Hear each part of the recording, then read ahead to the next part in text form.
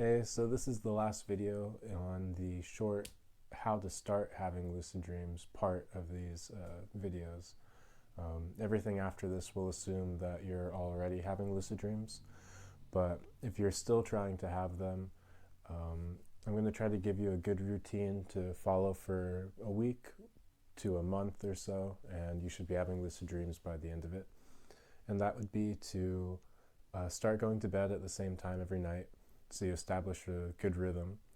Don't do stimulants too late in the day, just like a cup of coffee in the morning. And don't get on your phone first thing in the morning. Write in your dream journal first thing in the morning, then get on your phone. Even if you're just doing the little bullet points, you don't have to write much in there. It can take less than 3 minutes even. And get off your electronics an hour or 2 or 3 before bed is really helpful. I think 2 hours seems to be good for me. Your mileage may vary, of course. And then after that, try you have to do your reality checks every day. So dream journaling and reality checks are the biggest part.